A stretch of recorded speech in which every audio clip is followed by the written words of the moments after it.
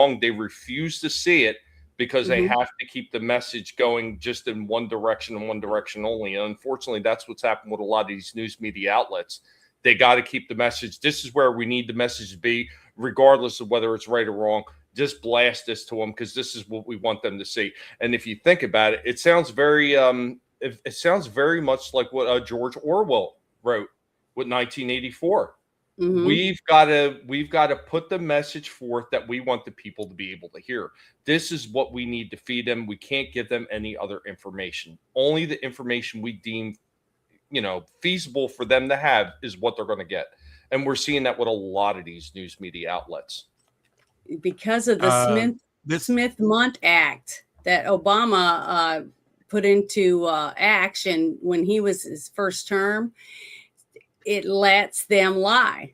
They can say whatever they want, and we can't do anything about it. So they need to go back. Congress needs to get off their butt, like I'm saying all the time, go back and undo what Obama added to the Smith-Mundt Act and fix it. Yeah. But what's nice is I'm starting to Pixies and see other fairies. people It's not talk going to about it. happen. So For you to ask Congress and wish that, it's not going to make it happen, Janet. I'm sorry. No, But, I know. I mean, yeah, sharing that's your hopes and information is the way dreams, to and that's do it. good to express that. But Congress what ain't going would to you do do? dick. I mean, like term limits, dead on arrival. They're not going to do that. That's like, oh, you got, pay cut and all that. Look, this goes back before Randolph Hearst. This goes back to revolutionary times, power of the press.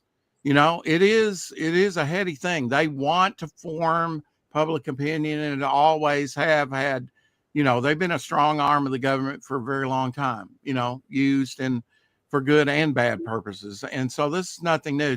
But yes, we've traveled a long way in 60 years or so when Walter Cronkite was voted the most trusted man in America. Remember that? Maybe you're not old enough, but this old man does. Most trusted man in America. And that was a newscaster. Now, and he was, in retrospective, on the left, leaning left, like most of the media does. Now we kind of have more of a choice, starting with Fox, and now that's been overthrown. And now you have like other newscasts that can, One more news conservative. network. And then you have the one that what's his name is running for governor, the My Pillow guy. He started a Lindell. Yeah, Lindell.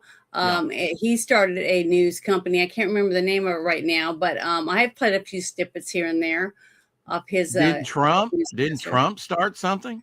Well, he's got Truth Social. I'm on that. Which is what? What is that? It's like Twitter. Okay, that's yeah. It's getting bigger. It's kind of like what was Parler was, that grew like really huge, and Google and YouTube and them ganged up on it and took their servers down. So they basically had no way to do it. And as soon as they bent the knee to Google and stuff to get back on it, people left because it wasn't the same. I got to give the evil eye, the stink eye to that guy that just spoke. I'm glad he said that, but hold him accountable. I mean, I don't have a lot of faith in CBS or his overlords that pay his paycheck. But what cracked me up about what he said was, I've been doing this for 20 years. Why did it take him 20 years to say what he said? Yeah. You know what I mean? He knows that as a journalist, he should have started out like that. He knows from the conversations that the people aren't happy. And it's never been about we, the people, not for a long time. I'm Mr. Skeptical Stink Eye on that one, Yeah. I mean, I said the words, remember, like maybe 5 years ago, he'll refer back to it. I've said that before, and he'll play that clip to remind people so that he washes his hands, like Pilate. Oh, well, it could also be, and I've seen this a lot with some people. You remember I know you remember these, Rex, the really old school incandescent bulbs that take a little while to heat up before they light up. Right. maybe that bulb in his head is slow starting. And it was 20 years ago. Right. If that's the case, blinking on and off. If that's the case, he's a moron. Because I've been woke up since Nixon, Well, this next thing I'm going to play goes along with what that gentleman just did. and Trump, and has Trump what he's wanting to do. So it's a couple of different people speaking on a couple little videos, but they're all together. So I'm gonna share this. So I think it's pretty good. So I'm going to let you guys listen to each of them. I'm going to play one at a time. So here we go. 2013, it was legalized in the United States to propagandize its citizens. What? Like, that's some scary third world stuff going on. Trying to make it 13, it was legalized in the United States to propagandize its citizens. What? Like, that's some scary third world stuff going on. That's the kind of stuff that people use to topple governments to take away freedoms. Yes, you heard that right. Almost a decade ago, propaganda was legalized in the United States with the passage of the Smith-Mundt Modernization Act, which you've probably never heard of. The Smith-Mundt Modernization Act was buried in the 2012 National Defense Authorization Act for a good reason, because it repealed the 1948 Smith-Mundt Act, which authorized the State Department and the mainstream media to engage in propagandizing foreign countries, but it prohibited releasing that same propaganda in America for public consumption. This prohibition was lifted when the Smith-Mundt Modernization Act was signed into law by Obama. Very simply, Obama gave it a reboot in 2012.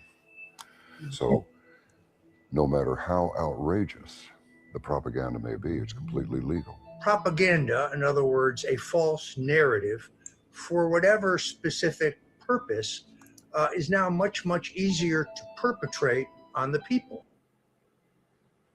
So and yet they'll come after us, right? They'll come after us for misspeak. That doesn't follow the narrative. They'll shut you down. They'll jail you. And they'll probably even cite that it's propaganda.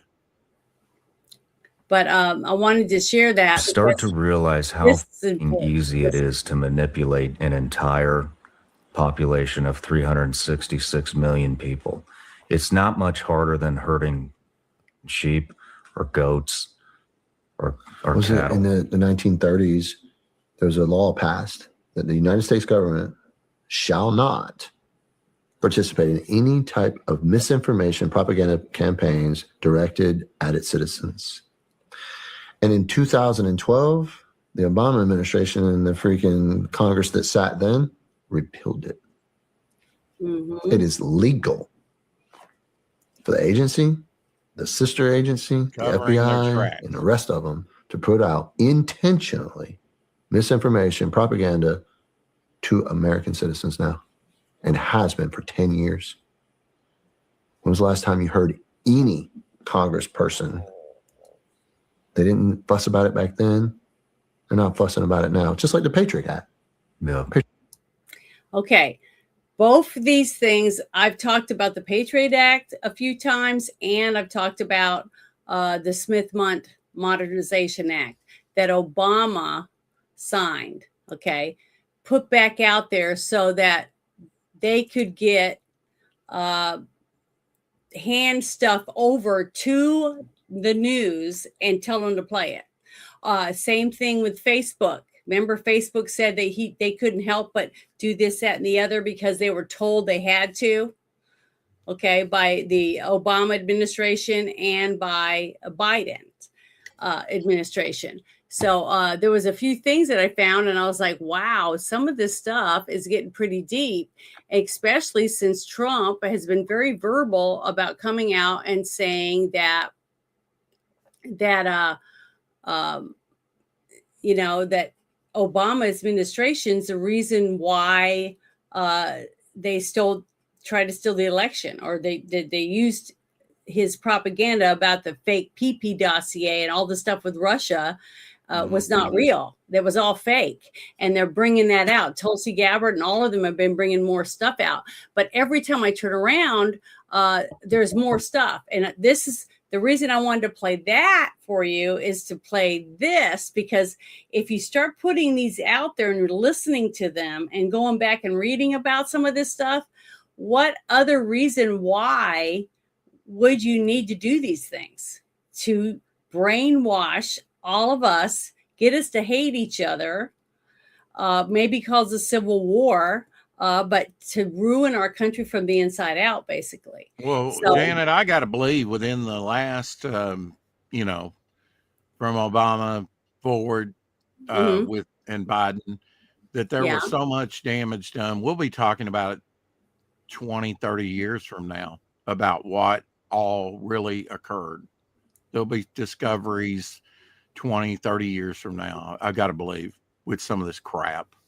Well, I want you to hear this guy, what he has to say. I'm going to make his thing a little bigger, but listen to this guy Ooh, and tell me that's if what you've she heard said. this before. 2008, something unbelievable happened for us in the FBI. We were getting lots of rumors about this high-level asset that worked for several intelligence agencies at the same time. He worked for the Saudi intelligence service.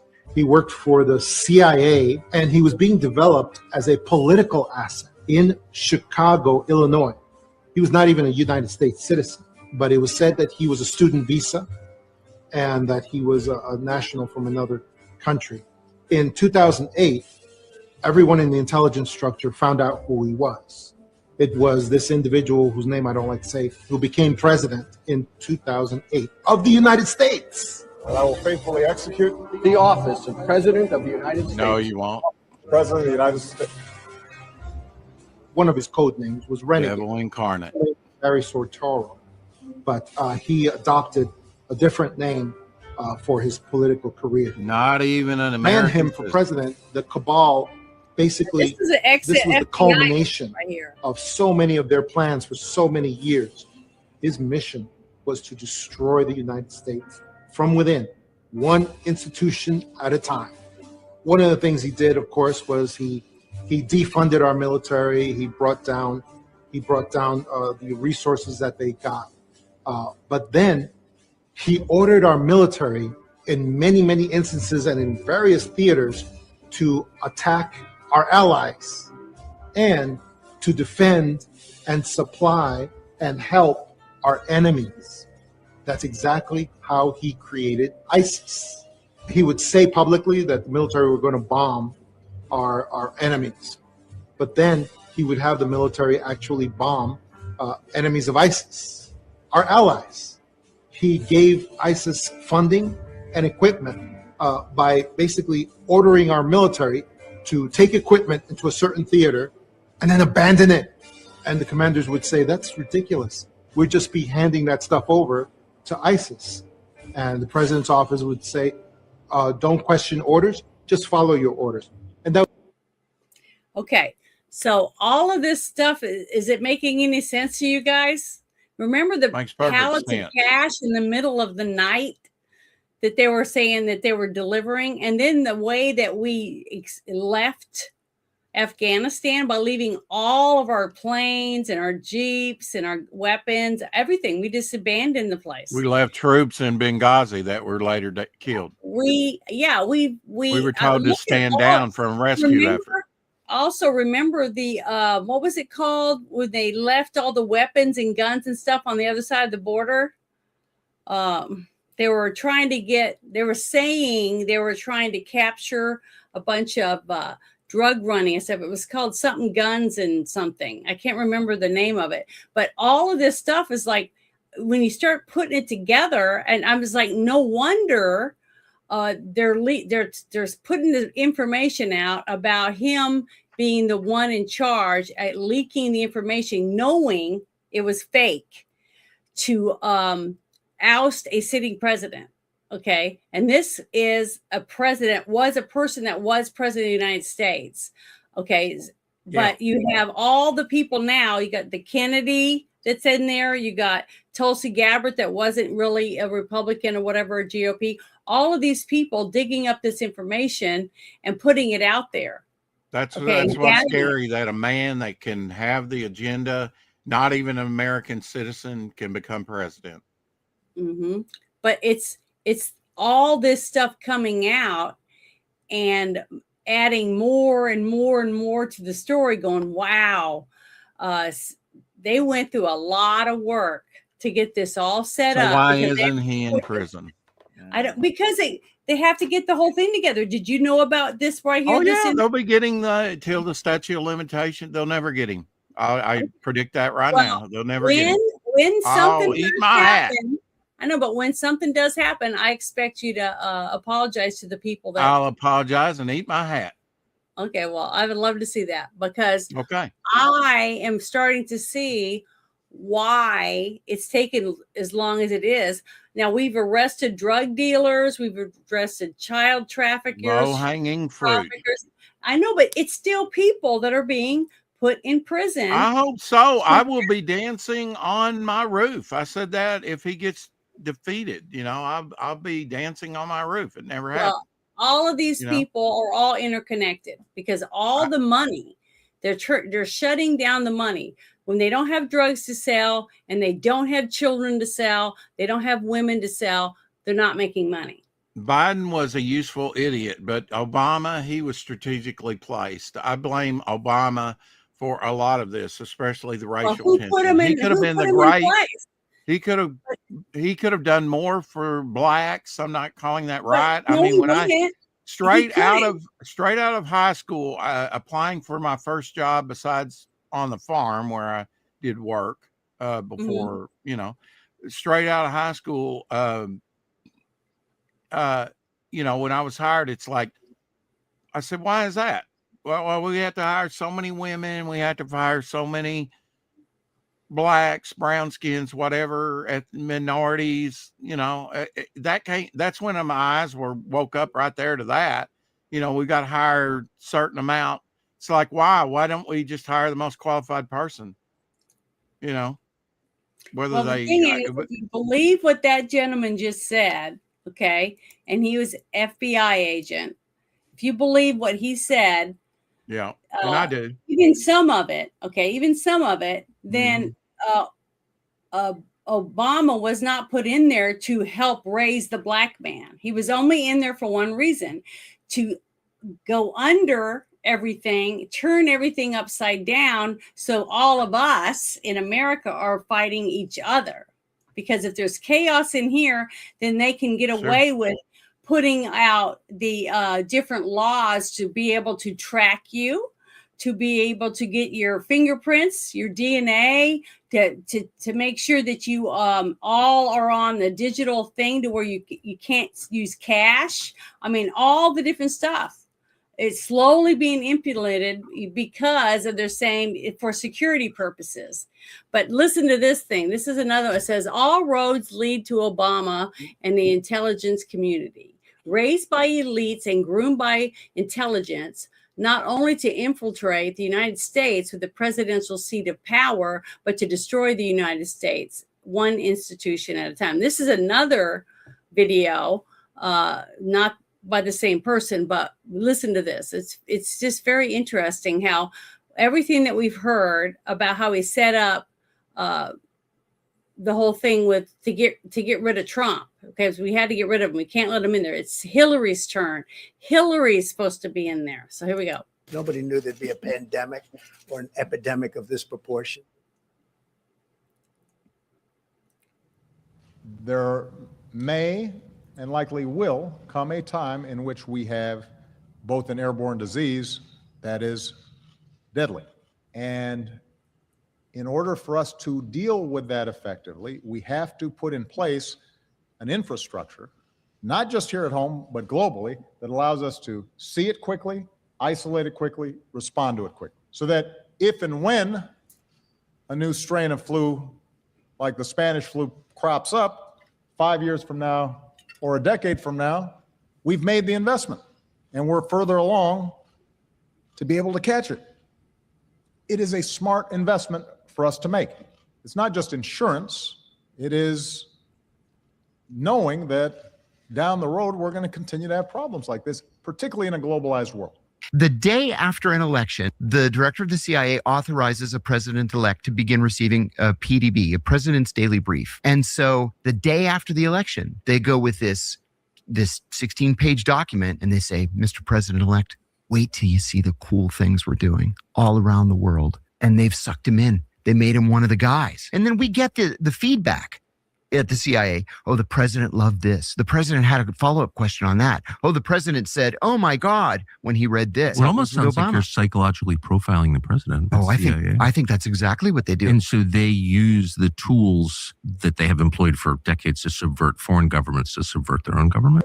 In 2008, something unbelievable happened for us in the FBI. We were getting lots of rumors about this high-level asset that worked for several intelligence agencies at the same time. He worked. But see, that's what I'm talking about. It's all starting to be put together.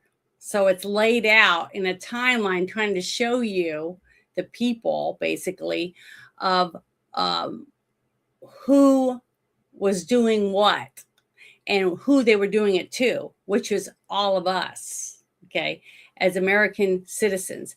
But on top of this information that we have now about this coming out, that they put out already, showing documentation and stuff about the PP dossier and how Trump wasn't working with Russia, and then the cheating that was going on, all these different things, all being laid out, trying to show you the evidence in the timeline and how it was going.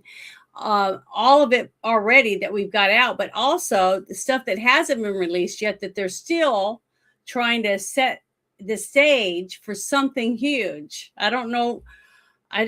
All I know is that something is about to happen, because they have so much evidence and they have proof of it. Okay. They've got all this proof, but nothing like this has ever happened in our country. So when they put it out there and they decide to prosecute whichever way, probably with the military tribunal things, it's got to be done properly, because the world is watching us, right?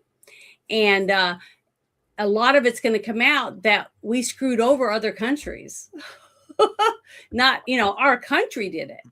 So that means all of us are going to be blamed for whatever comes out, to prove that this administration did some of these things. Both Obama and Biden messed with Israel and their governments and their elections. But not just that. Guess what else? Remember when Russia went over the border and went right to 7 different places in Ukraine? Remember that? Janet, I can't stand up in front of the camera right now because my pants are off. You know why? Because my pants have been off since Obama, at least. Yeah, I can believe it. But the thing is, Russia went in there because they had labs that were, who knows what they were making, what kind of chemical warfare, what kind of germs. But Russia knew that they were doing something, and they went in there. So what happened was, our people that were in charge, which was the Biden administration, and this person right here, it's on the screen above him, whispering into the ears of whoever to give him some more meds and stand him up in front of the camera, whatever they were doing, right? Because they had to go to war and make Russia the bad guy, because they couldn't let Russia come out and say, this is what we got, this is what we found, this is who's doing what, blah, blah, blah. You see what I mean? So they had to come up with some more shit to throw at it, more and more money to shovel it into Ukraine to help them support the war so that they could cover up more shit. I'm telling you, it's huge. This is going to, absolutely. It's not government that necessarily needs to be fixed. It's we, the people, that need to be fixed. I don't know why we're not protesting all this stuff right now, and we're not out there every day doing something. And then as soon as you say that, well, I got to go to work, I got to do this, I got kids. Okay. Don't blame the gun for, the homicide. It's we, the people, need to wake up to this stuff. We need to get active, proactive, and pressure and elect the right people that will actually tackle this. Well, and isn't it interesting the right that people are going to be on the side of the common everyday Joe that sees the problem for what it is. Yeah, but that seems to be the biggest problem, though. Where are the right people? Because they don't exist in the current government that we have right now. I mean, as far as I'm Pretty concerned, much. every last one of them is corrupt, and that goes right up to Trump too. They're all corrupt as far as I'm concerned, and I don't trust any of them. I've always been of that mindset that I don't trust suits. I don't trust them because every single one of them, in the end, they're always out for themselves. They don't really understand the plight of the common person. Somebody like me, somebody like you, Janet, or some of the fine people in the chat. They don't understand our situation because they've never had to live in it. And that's what really infuriates me when you see some of these politicians say, I understand, like Bernie said, I understand the working man. Yeah, really, with your 7 mansions, you understand the common working man? Get the hell out of here. But the thing is, because of what happened with Doge, okay, Doge was the beginning of the waterfall coming over the dam, right?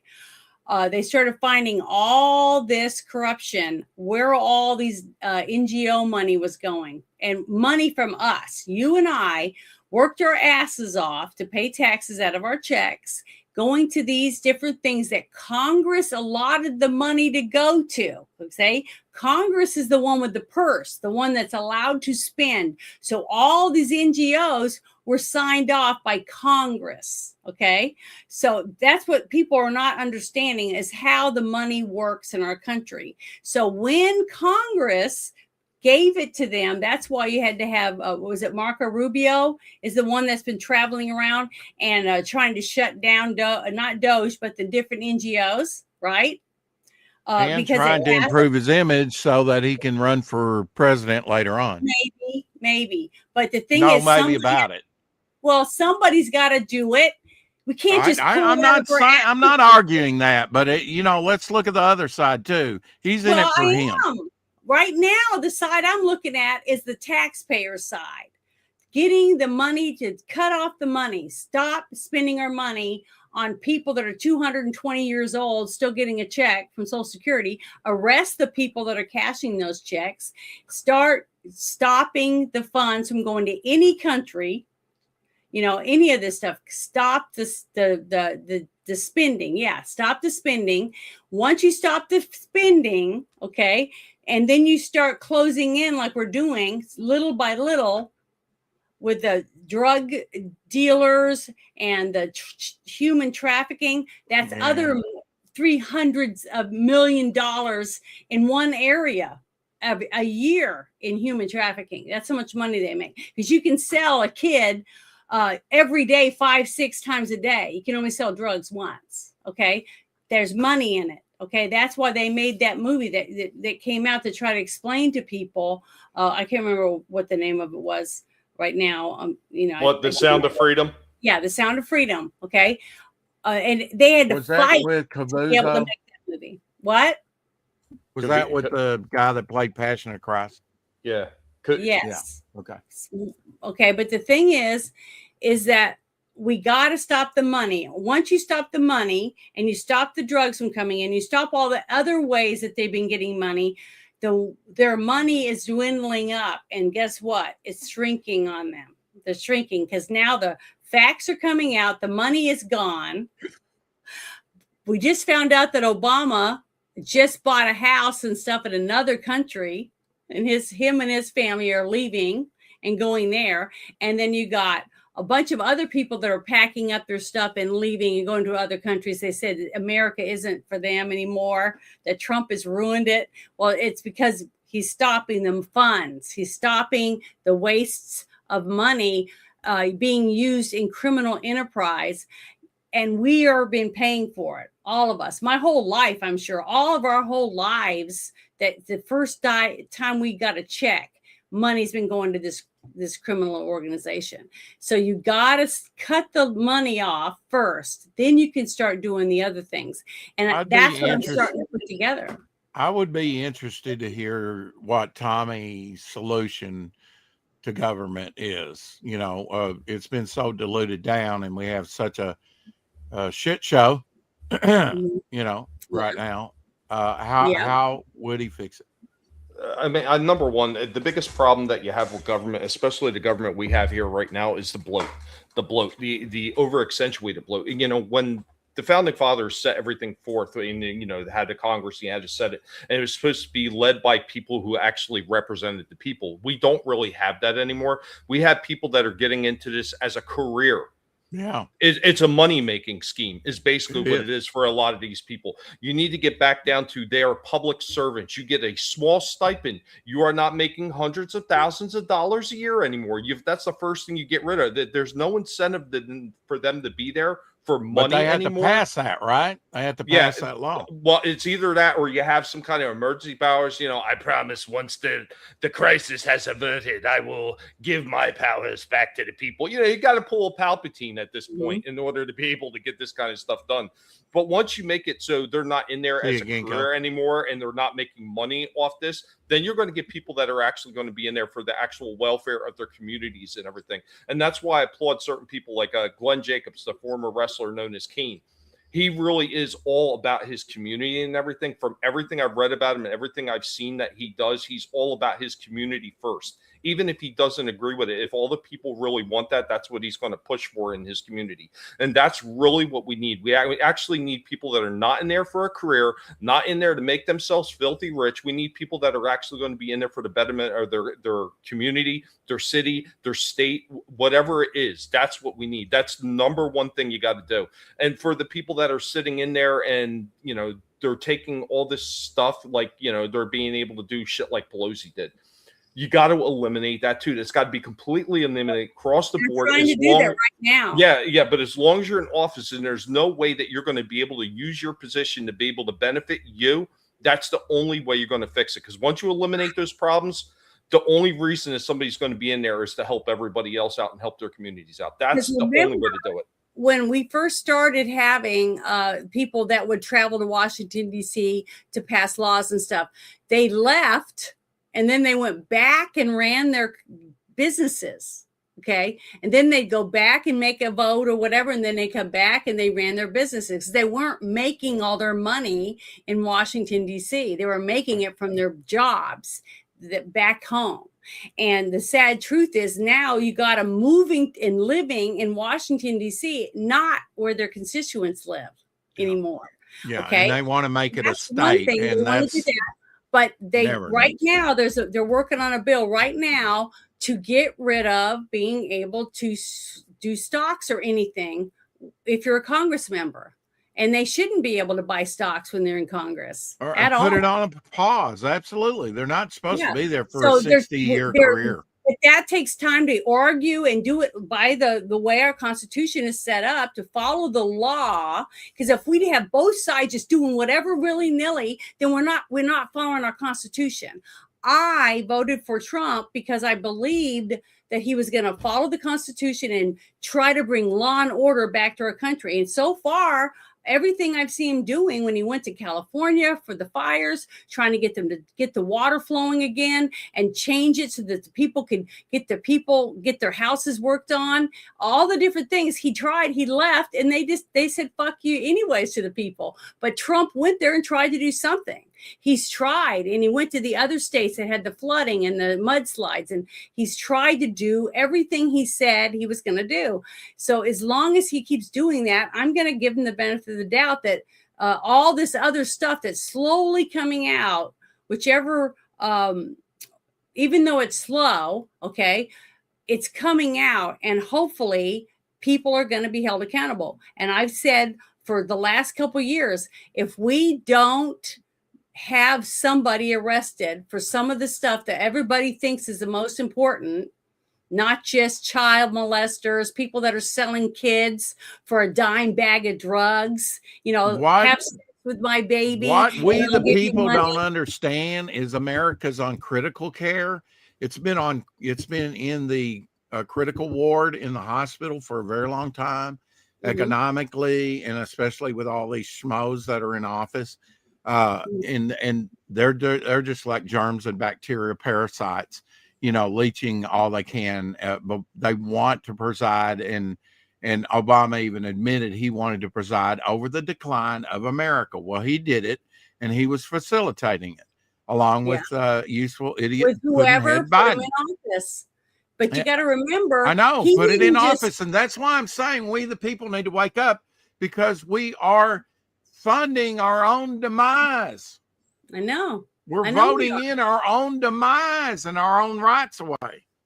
Yeah, we're handing it over on a silver platter. Yeah. But that's So what I I'm don't want to thinking. hear, oh, Biden did this and Obama did this or Trump did that. It's we the people.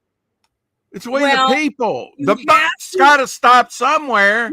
We And I have don't to blame, explain I mean, to a you lot know. of people, you understand. I understand why, Yeah. because we've been following all of this since the beginning. As soon as our eyes were open, we've been following. But the people, some people that might be just tuning in, might not know anything about it. You see what I mean? And if we don't tell them and give them links and let them get information, how are they supposed to know? See, because the news isn't telling them. My channel's been taken down. Every multiple argument, times. you don't have to justify what you do here, Janet. Okay. No, I know. But what I'm saying You don't. is, You don't that's have to what I'm rehash saying. that for me. I get it. You know, Okay, get the but word out. You But know I'm it. also saying, do you see my point? Yeah, That I do. we can say, nah, nah, nah, you know, he did that to me, like on the playground, but the buck really stops. I mean, because we're their bosses, but we don't look at that. We've got this serfdom, It's working. servitude because mentality who when voted we the Trump people in? need to be out there actively We are. pushing 80 million and people voted for unifying, you know, with a unified mind, because they're going to try and break us apart and pit us against each other while they rob the piggy bank. Well, I want to see an audit of Fort I know that Knox. Not all going to this happen. stuff Maybe that not came even out, in my lifetime. all The the gold is not lies, there. all the lawfare, all that stuff didn't stop 80 something million people from voting for Trump, did it? I get that. You know, Okay, that's so what I'm saying. That's what but I'm saying. We're in the emergency. We're just off the ventilator for a Okay, time. yeah, but those You know, people, because if we were under Biden now, we would be going, whoa, you know, well, or if we were under Kamala Hillary, if we had been under Hillary, we would be under or Kamala. Hillary, right? That's why I'm Not saying we've been in the emergency room for a long time, and we the people need to. We should never be this weak as a nation. Well, to me, we're still got a blood pressure. So Yeah. just listen to this Hey, Mike. gentleman. This is another thing, if you think about it, where we could have been if things hadn't happened the way they did. And the reason that things happened the way they did is because over 80 million people are like you and me and Tommy looking around and saying, we're screwed. We have got to start fighting for our country. And we stepped up and voted someone in, and he got certain people to run with him saying, this is what our plan is. Constantly telling him every day when he signs anything, he does it with the press corps out there because he's not down in his basement where no one knows what's going on. He's trying to be as transparent as possible because that's what he said he would do. But it's up to us to start putting this stuff together, like this guy and that guy and this woman and whatever.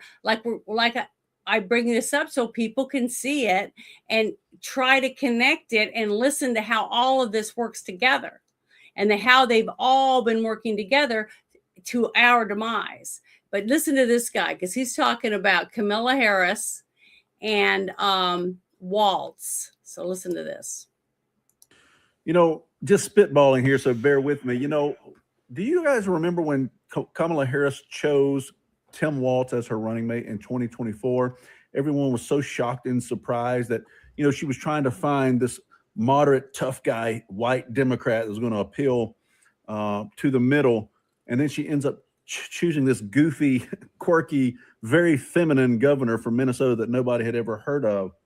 Well, maybe it wasn't that odd of a choice after all. If you look at all of this information that's been revealed about the fraud by the Somalians in Minnesota, these daycares, Nick Shirley has revealed in the past few days has been huge. What the FBI has already uncovered with the COVID scams. What if the whole reason Tim Walz was chosen because he had access to all these billions of dollars in fraud, and the Kamala Harris campaign knew it? You can't convince me that the governor of this state had no idea. This is probably going to be the largest theft of taxpayer dollars in American history. You cannot convince me that Tim Walz had no idea this was going on. And Ilhan Omar, look at her. She grew up in the Somali community in Minnesota. You're telling me all those years of her knowing that culture, she didn't know this was going on in the Somali community? She didn't benefit from it somehow? I mean, she was virtually broke when she took office, when she was elected into the House, and now she's worth like between 20 and 30 million dollars. Her husband, I believe, was a consultant. He went for, I think he was worth $1 million. They get married.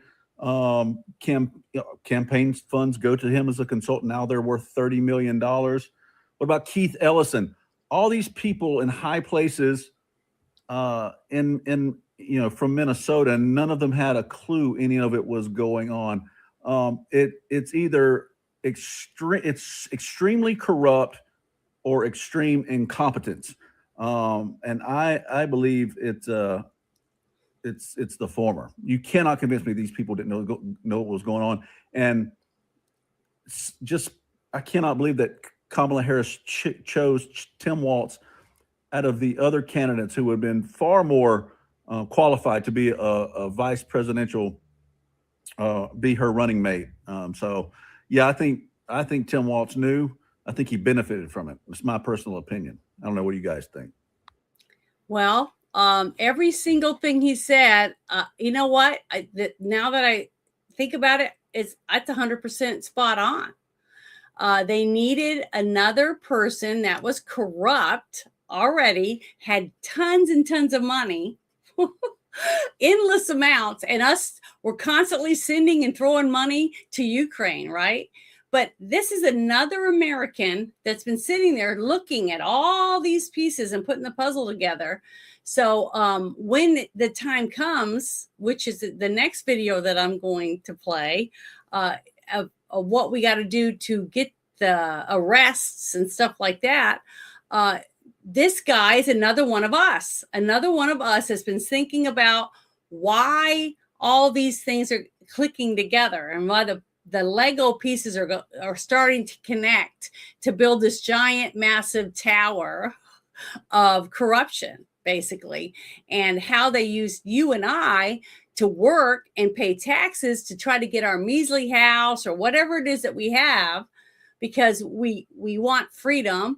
We want to help other people. Like I showed at the very beginning, a young man trying to help a 87-year-old woman who had her purse snatched from her at the grocery store, because there's still good people in this country. Okay. And those are the people that I want to leave a good America for, because our children, our grandchildren, our great-grandchildren deserve better than Amen. This. Okay. And that's why it's important that we get gentlemen like the one I just played, sitting there thinking about it, going, we've got to do something. And that's what we're doing. But the thing is, we've got to support the people that are doing it. Okay. We have people that are digging, bringing, stacking, stapling, following the laws, getting things ready so that when it's time and they have everything they need, they can go in and do whatever has to be done, whether it's through the military or whatever. I'm not a lawyer. I can't tell you how it's going to be done, but I can tell you right now that I'm really thinking something big's about to happen, and that they've got shit tons of evidence, and it's probably going to be televised, because there's never been anything like this ever happen in our country that I know of, unless it happened and they made a clone and pretended it didn't happen. I don't know. I don't know. I wish I could say I have faith in the system. I don't anymore. After watching some of the things that have happened, like let's just take the Diddy case. All the information, all the evidence that they had on him, and what happened to him. He basically. Yeah, but he did not get charged for any of the really heinous crimes that he did. Yeah, but he went to prison. Okay, see, that's a step in the right direction, because who would have ever thought? Now I just found out the young woman that came forward, the young black girl that was trafficked through tunnels. She kept saying that they took her through tunnels to these people's places, and that Jay-Z and Diddy and a whole bunch of other people were involved. Obama. She's named all these names, is just about to come to a head, because I was watching her video earlier and I put it on my timeline. But nothing's come out yet finalizing that, but she had more information, and she's done 3 or 4 different interviews. So it's here, there, different people all connecting with all of these people. Okay. Because the top people think my shit don't stink. I can say whatever I want. I can do whatever I want. I'm untouchable.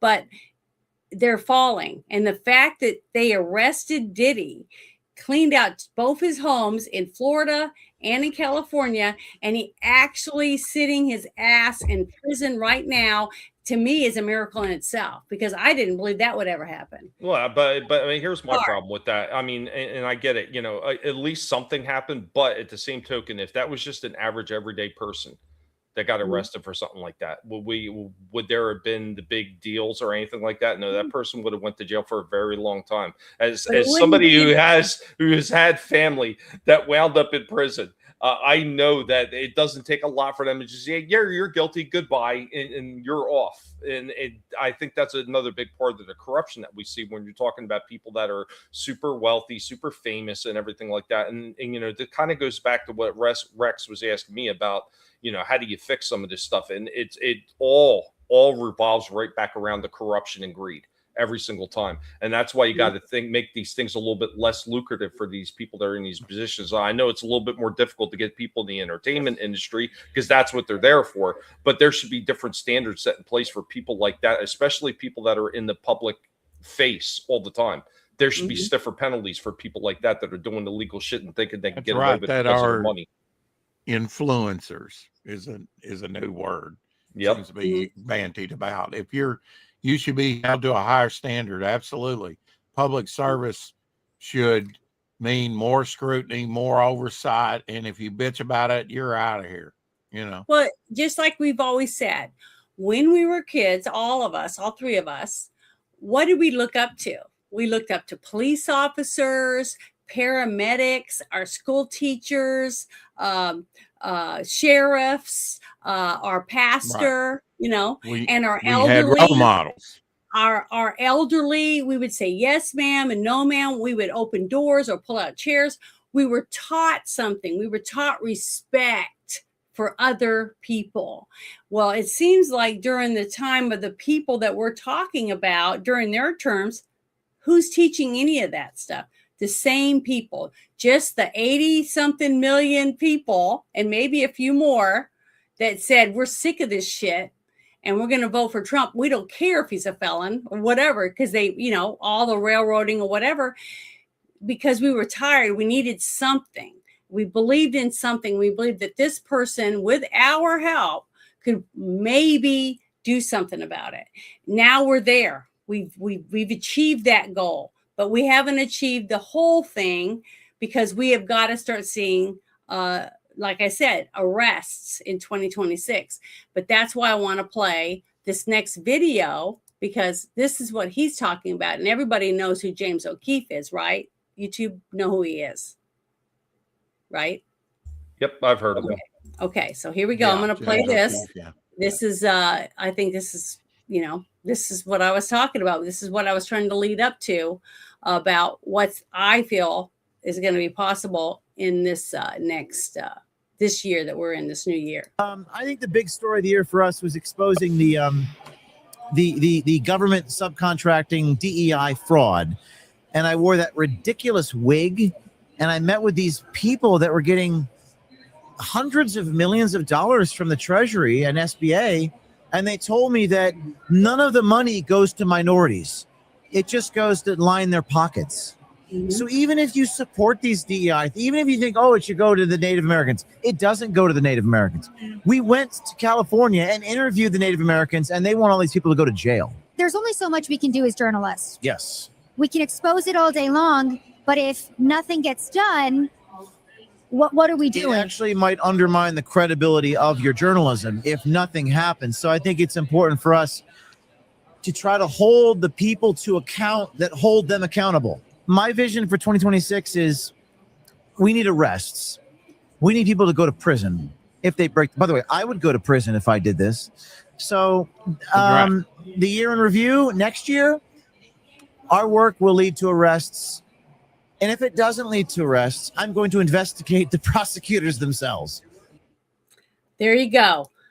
See, people are fired up about it. People want justice. And it's not just you and me and a few others that aren't doing anything. There's thousands and thousands of people that are on YouTube, Rumble, have their own channels, doing all this stuff, trying to get the truth out. Okay. And each time you share it with anyone that hasn't heard it, that's one new person that is possibly going to be in the army of people that are saying, prosecute, send them to jail, whatever, people on juries or whatever it is that we need. That's what I'm doing. Like me, this whole month, I'm going to be at the whim of a federal court in Little Rock. And guess what? People are saying, I wouldn't do it. I wouldn't go. Well, I'm doing it. Okay. And people are making fun of me because I said I'm going to do it. I'm driving 87 miles one way to do this. Okay. And I'm not going to get reimbursed my gas money. I'm doing it because somebody's got to do it. Okay. And I'm putting my money where my mouth is. Last spring, I went and did jury duty for a whole month in my county. So I, as an American citizen, am doing what I say I'm doing. I do this show. I pay $25 a month just to be able to air this stuff on this platform, on StreamYard. I'm not making any money. I haven't made one dime from YouTube or any of these other channels yet. Okay. Because I don't have enough views. I don't have enough hours or whatever, how all this stuff works. I don't have a store. I'm not selling mugs and whatever else, t-shirts. I make stuff with my hands and I send it to people that I care about. They're not paying me for it. There was a few people that have paid me for a couple of my diamond arts or whatever else. But most of it, I do it because I want to make them something, because this is what I do. So it's all coming out of my own pocket. Okay. And I had a few other bad things that's happened. It's going to cost me money. But guess what? I'm still going to do it. I'm still going to keep doing what I'm doing right here because it matters to me that people find out new information. And if they don't know about it, I try to share it. And I share the links every time because I say, please watch it again, write down stuff, look into it yourself, share it with other people because you might share this with someone at work or at your church or your bowling league. And they'll go, hey, I know some more about that. Let me show you what I know. And then you got two people that weren't talking about it at all, now talking about what can we do in our town or in our state. And that's how we make a difference. It may be little for just me, little old Janet, just doing this one thing is only going to affect this little area. But guess what? This little area and your little area and your little area and theirs and theirs and theirs and theirs. Guess what? It's the whole United States. That's how you have to look at it. I'm not going to give up. I just like I said, I'll probably die on my front porch holding my gun. Well, I mean, that's the thing, Janet. A lot of us are in the same position. I've been in that, probably, well, at least as long as you know me and probably well before that. So it's the same thing with me. I'm not making a dime every time that I'm doing this, but like same thing. You do it because you enjoy getting that information out. I do it because I enjoy just showing off toys and the guinea pigs and stuff like that. I do it for the pure enjoyment and because I'm having fun doing it. And it's the same thing. I lose money doing this every single month. So it's not just the StreamYard. It's also the editor that I have to keep paying for and everything. So I can clip and edit the videos that I use for the live streams and everything like that. So it's costing me money too. I mean, luckily for me, I have had a few people that were extremely generous and maybe they've sent me a few dollars here or there, which is really helped. It does help out a lot, especially, when you got all kinds of like little animals you got to take care of and costs are always going up. But it's as long as you enjoy what you're doing and you really do feel like your message is important one way or another, whether it's just for fun or whether it's for getting the information out, it's always worth it to do it, even if you are losing a little bit in that. So I mean, because this is my social life right here. This is what I do every weekend. I play Dungeons and Dragons. I do have fun because I play games. I crochet. I build Legos. I do lots of things, but I do it because I like it. This is my life. This is what this is all I do. Okay. And make things, and I have chickens, and I mow my yard and I do things like that. And I work, I do promotional work. So, I do as much as I possibly can, but I do it because I like what I do, but I care about where we are and how can we get out of it. And I try to learn as much as I can. I try to read. I try to ask questions. I know I drive a lot of people nuts because I do ask so many questions about everything, because I want to understand things. I want to see it the way other people seem to be able to see it and absorb it or whatever. Because, I just want to. I don't know why. But yeah, Tommy, I've known you, God, since before I even did live streams on my own, So, and when I first started doing the show with you and Drew, and it was great. I loved it. And I got the politics bug because of that. So, we've come a long way, but I'm still doing it. And so are you. But you make people happy when they tune in and get to watch you talk about different toys, collectibles and things like that. And that's why I think some people tune into each of us. Each of our channels offer something different. That's what makes us unique, is because we are ourselves. We're being us. We're nerds, but we care. We believe in freedom. We believe in our country and our rights. On top of us being geeks or whatever you want to call it. Look at this shirt I'm wearing. Socialism sucks. Because I lived in a couple of countries that were socialist countries, okay, at the time when I was there. So not everybody can say that, because they haven't been able to travel to other places and see people with nothing, with absolutely nothing. Dirt floors, sleeping in a hammock they made at a palm fronds, things like that, and actually see people live that way, because nobody in America lives like that. They almost every person I ever met that has nothing basically has a cell phone or something, way more than some of these people that live in the jungle. They have nothing. So we are the land of milk and honey. This country is. America is the #1 country in the world, even though we have all this corruption going on. We're digging in, pulling it out by the roots, trying to. We're still, I wouldn't want to live anywhere else. Honestly. Absolutely. So that's why she's worth fighting for, to me.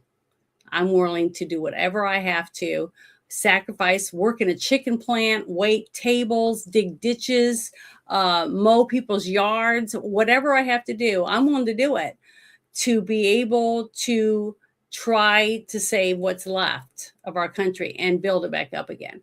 And leave something better for the next generation. I want to. That will be my legacy. Not that I'm going to be, look, a monument for her. But my kids will know what I did. And my grandkids and my great-grandkids, because of what I did and instilled in my own children, which I think all of you do, or you wouldn't be interested in any of this. You see what I mean? Because you already have morals and family values. That's why you're where you are right now. Because I can see that in people. Just like that young man that ran out of the store and wanted to beat the tar out of that guy because it made him so mad because he saw this guy steal a woman's purse that she was buying groceries. Now, how she can't pay for anything now because someone stole her bag. So it made him mad. And what did he do? He took action, and they rewarded him for it, which is what we need. We need people to start patting each other on the back and say, damn, that was awesome. Great job. Let's do that again tomorrow.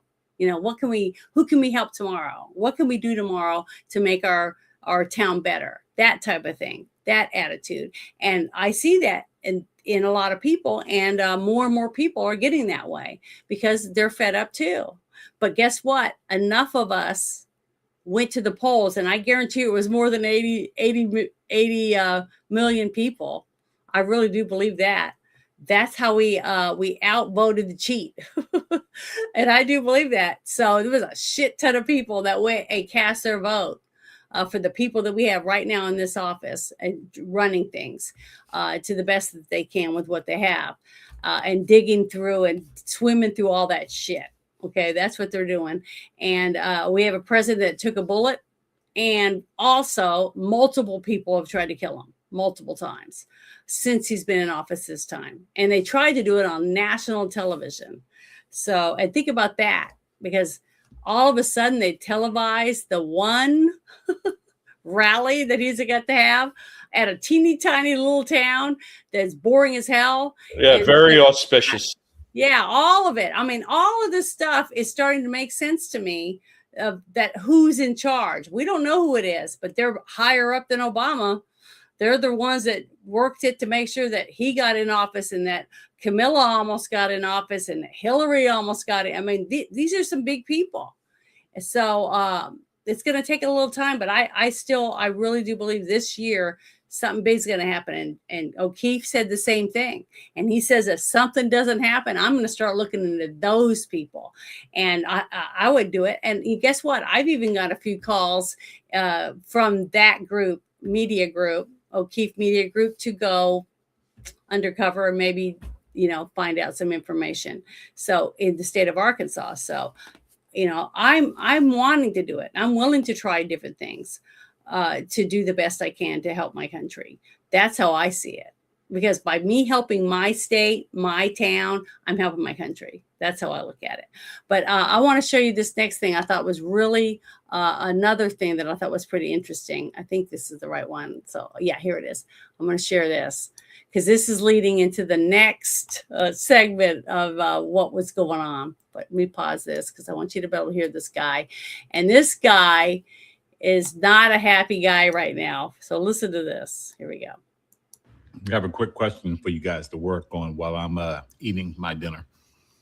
How the fuck do you get sworn in as an American mayor in an American city, New York, on a fucking Quran? How do you swear allegiance to America from a Quran? How do you do that? Somebody tell me. Is it even fucking legal? Okay, see? Lots of people in their own way are speaking out their thoughts about different things that are going on in other places, not in their own town, but he wants to know. I don't have an answer for him. I don't know if it's legal. I said something about it earlier, and somebody told me that it was that he had the right to do that. I think it was Ruben that said that. So what do you guys think? Is it legal or not? Do either of you know? What was the question? I mean, the question is: it legal to be sworn in, take your oath of office to become mayor of the biggest city in our country on a Quran when we're a Christian nation? I'm sure it's on the book somewhere. I wouldn't advocate that at any time, but I don't know if it's legal or illegal. One thing occurred to me was like Mexico to replace $16 million worth of the GM corn and native varieties and ban the toxic herbicides that are being used.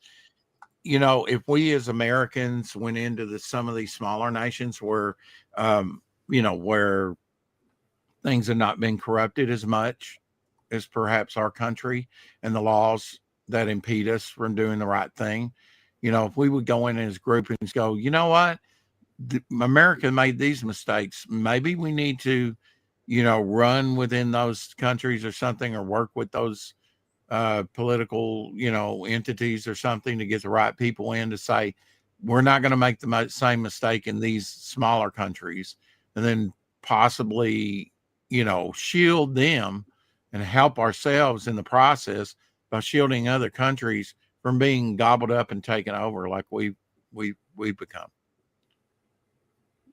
Just a thought.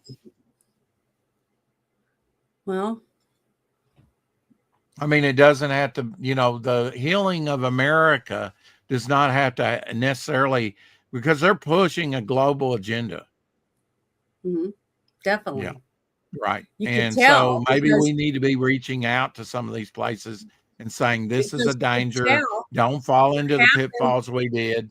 Don't fall into black, whatever it's called, and all these, don't take this money because that's going to lead you to this. And I think it starts with education, like you said.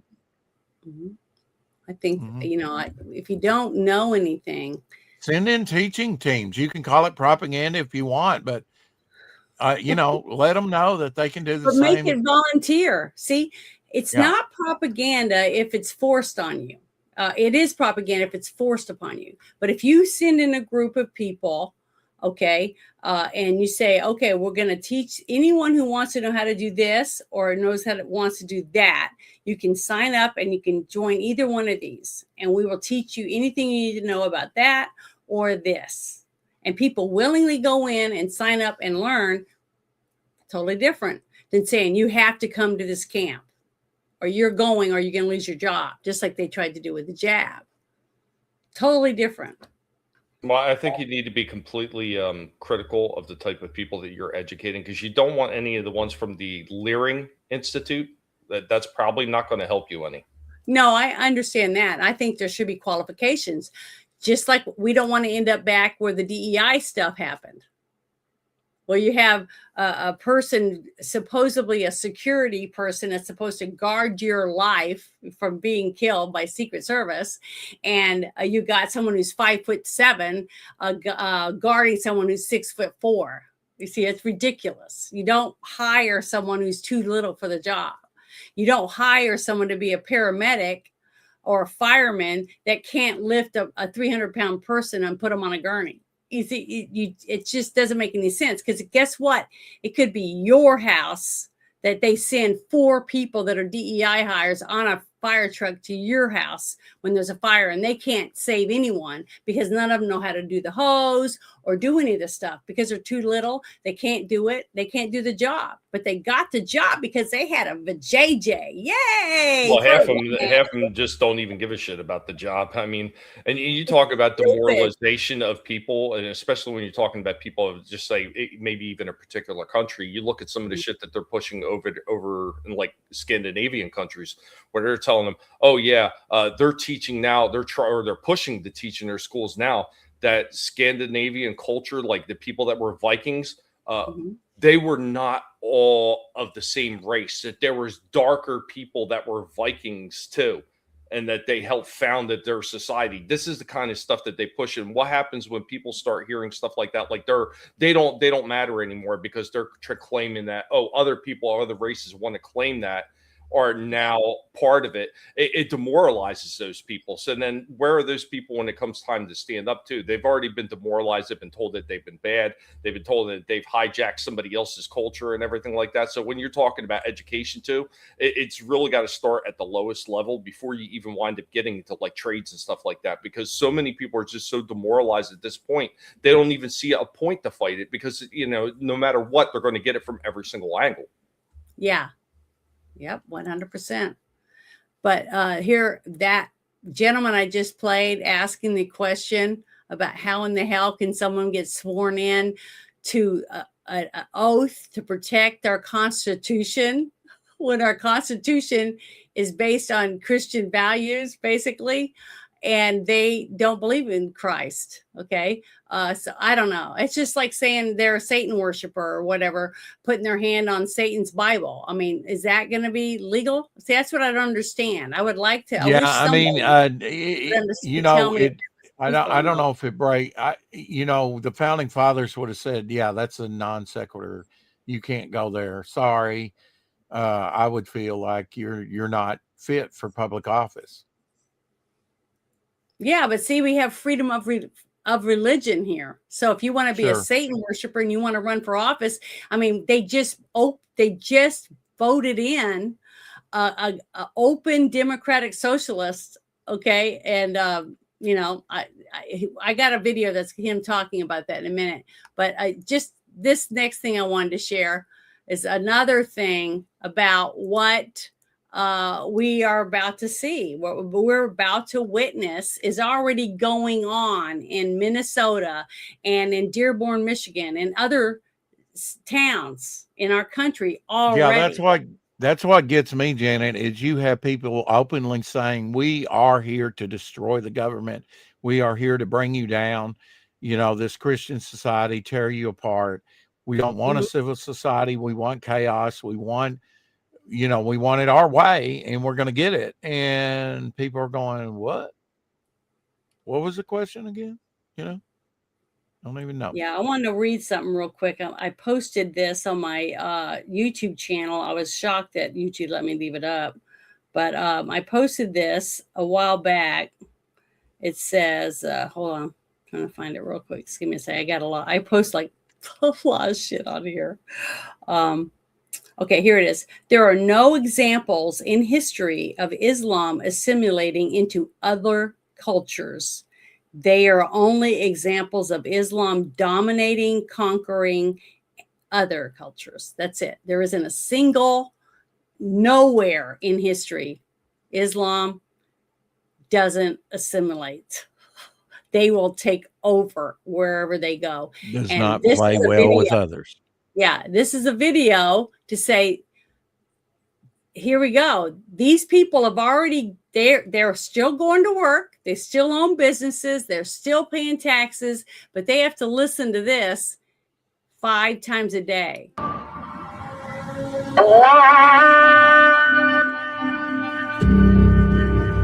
right, that's enough of that.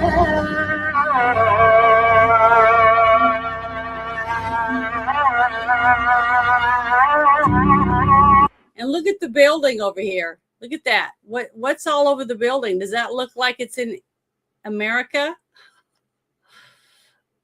This is in Dearborn, Michigan. Wow. Okay. Yeah. And have you guys seen videos of live from London? If you took a camera or a drone and flew it over the streets of London, you wouldn't even be able to tell it's London. There's no women, hardly any women even walking in the street that don't have hijabs on, and the writing on the buildings and stuff, you wouldn't be able to tell. I've had friends of mine that are from England, and they've sent me all kinds of videos, and it's like, it's sad because. And if they find out about your friends, they'll probably be arrested. Yeah, I know they probably will. So yeah. I don't use names, but what I'm saying is, you don't have any rights whatsoever, freedom of speech. Okay. And I posted another one about, England, they handed over their guns, the British, and now they get arrested if they yell and say, I love bacon or whatever, It's sad, but that's where we're headed. Step by step by step, and they know exactly what they're doing. But do you guys want this in your town? Every morning at 5?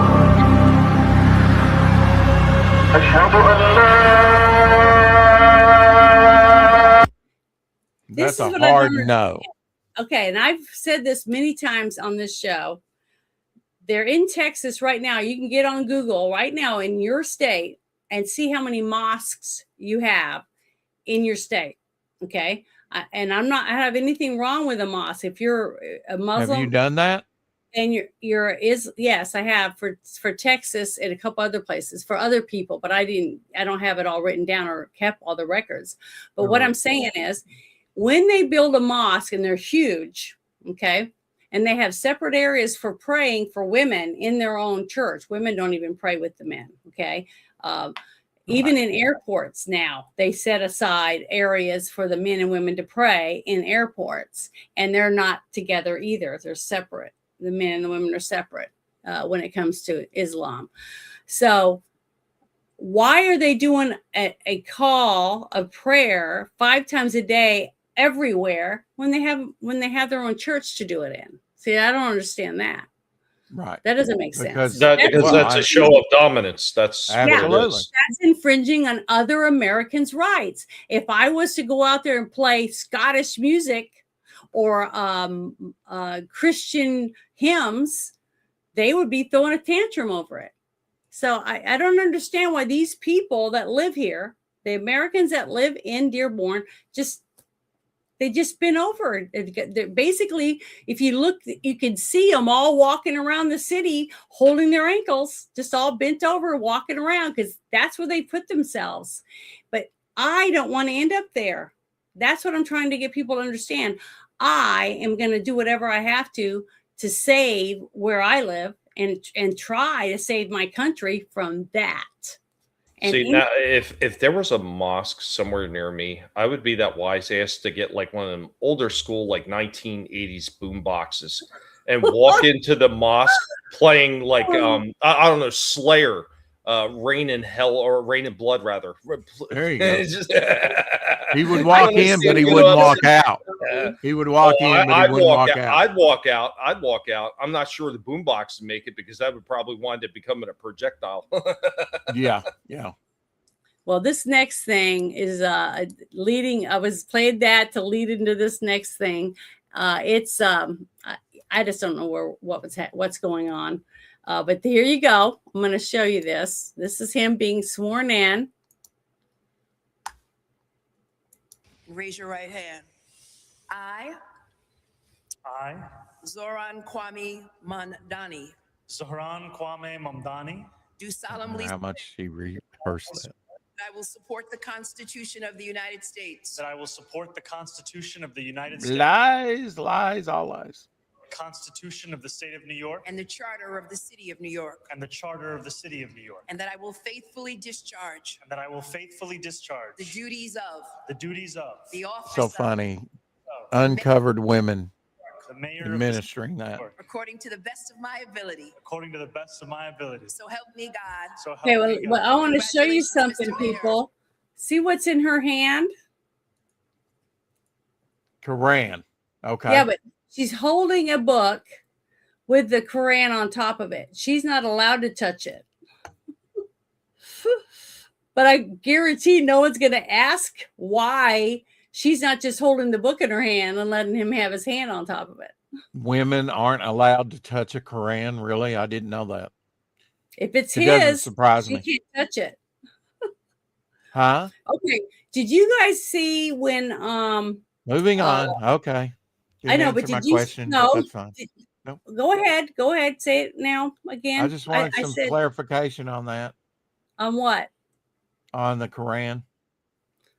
All you gotta do is Google it, look it up. Okay. Just like I just can't said, you women can't take have a to second pray. for me to answer my question. I answered it. I said, from what I know, she's not allowed to touch that because it's his. It's his Quran. She's not allowed to touch his Quran.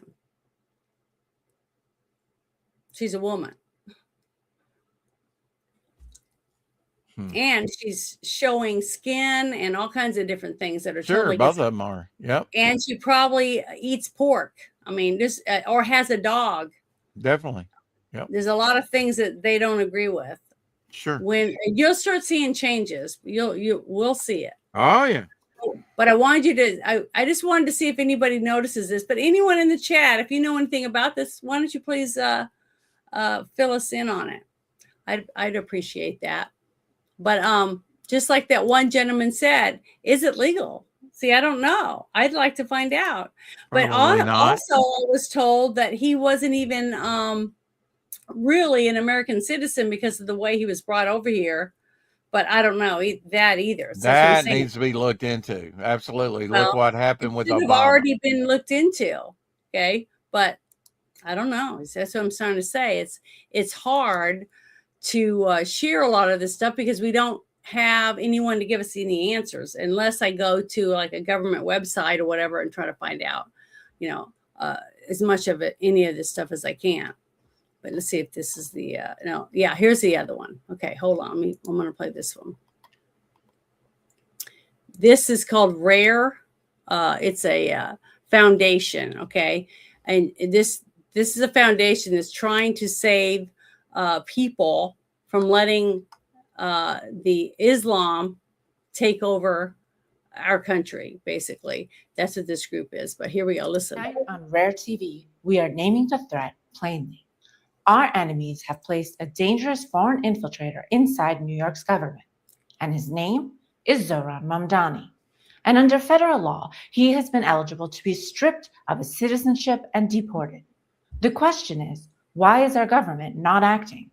Mamdani became a U.S. citizen in 2018, Under federal law, specifically 8 U.S.C. Section 1451A, citizenship can be revoked if it was obtained by concealment or misrepresentation, or if, within 5 years, the individual affiliates with communist, totalitarian, or terrorist movements. Mamdani did exactly that. He publicly defended the Holy Land Five, the men convicted on 108 counts of financing Hamas. He is a card-carrying member of the DSA, the largest Marxist operation in America, openly aligned with foreign communist parties in Cuba, Europe, Asia, Africa, and Latin America. He expressed allegiance to the Communist Party of India in 2020, well inside the 5-year window, and he glorified Hamas's U.S. finance arm in a 2017 recording before he took the oath of citizenship. Under the law, that is fraudulent procurement if he hid it, and automatic disqualification if he joined after. Second, immigration law does not treat support for designated terrorists as free speech. Under INA Section 212A3B, once naturalization is revoked, removal is mandatory. This is not opinion. The Holy Land Five case was adjudicated in federal court. Supporting a Hamas network is material support for terrorism under U.S. law. Period. Here is where we stand now. On June 26, Congressman Andy Ogles formally referred Mamdani for denaturalization review.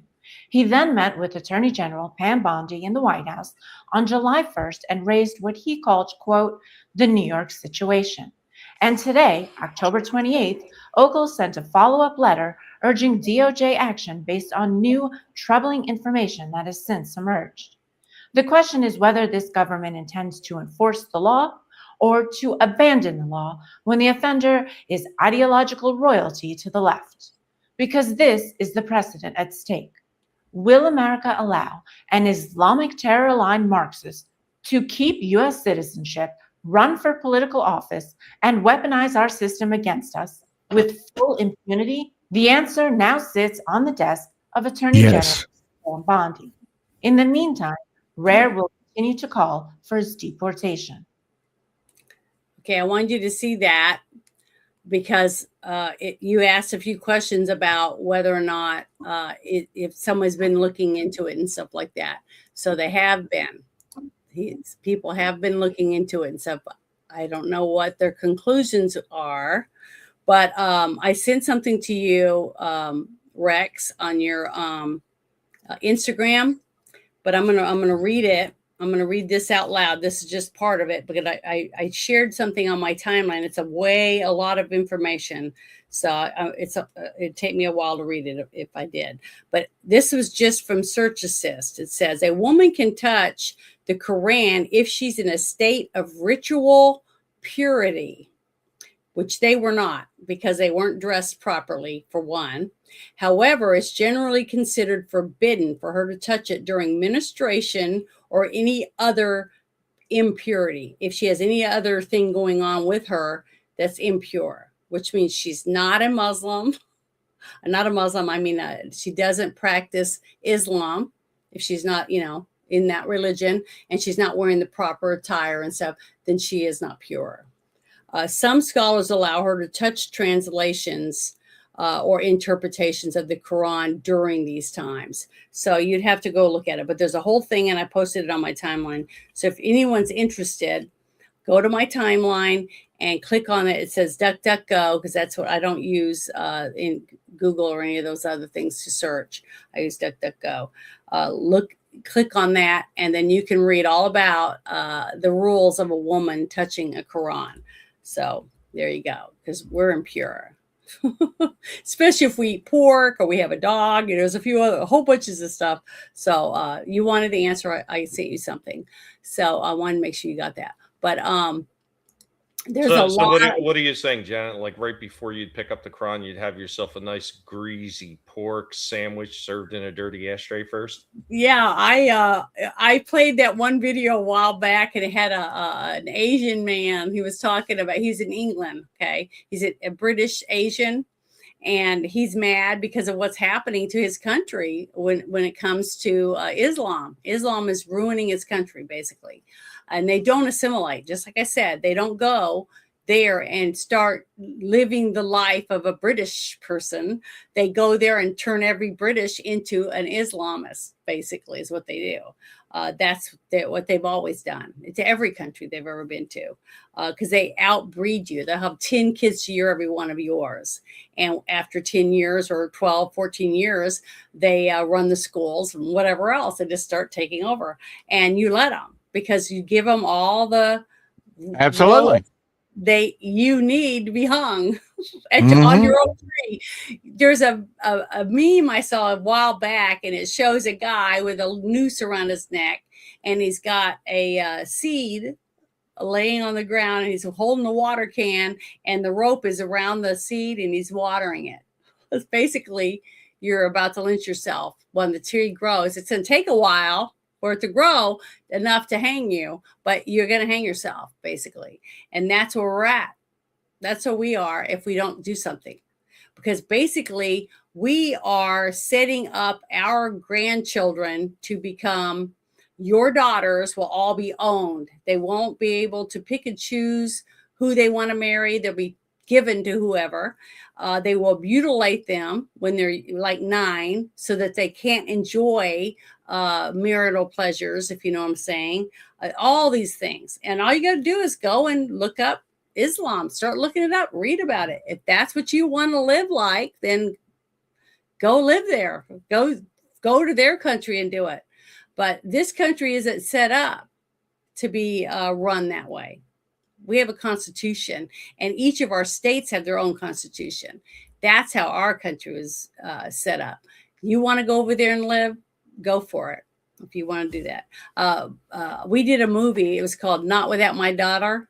If you guys saw the movie, it was about a woman who married a man that was Islamic, but he lived in America and he lived the American lifestyle, and he ended up losing his job, and he talks to his wife and daughter and says he wants to go back to his homeland so he can visit his family and things like that. And then when he gets her over there, he forbids her from leaving, makes her wear a hijab.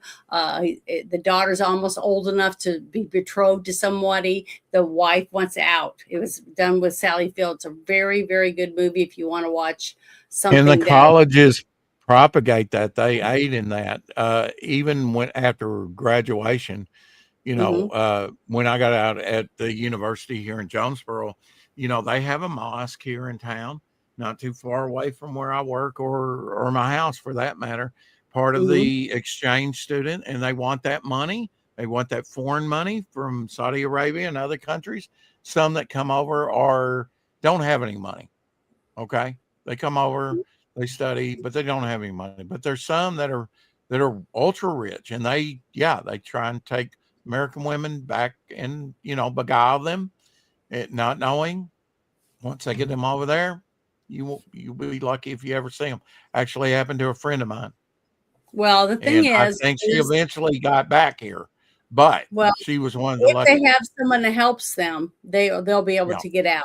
It may be, you know, wiser when they come back too, of what you don't want to be in. You don't want to. I know I would. I'd rather die. I'd rather them just cut my head off than take me over there and force me to be someone's slave, and I won't do it. I would be beaten to death in the street. That's what would happen to me. Come on, and that's what happened to me. I would not give up I'm a Christian. I would not become an Islamic person. I won't pray to those people. I won't do any of that. So I'd be crucified. Would you commit suicide? No, I wouldn't kill myself. I said that I would make. How are you going to get out of it? Let's say you're in that situation. How do you get out of it? I just don't do what they tell me, and they'll kill me. That's what happens. They beat you in the street.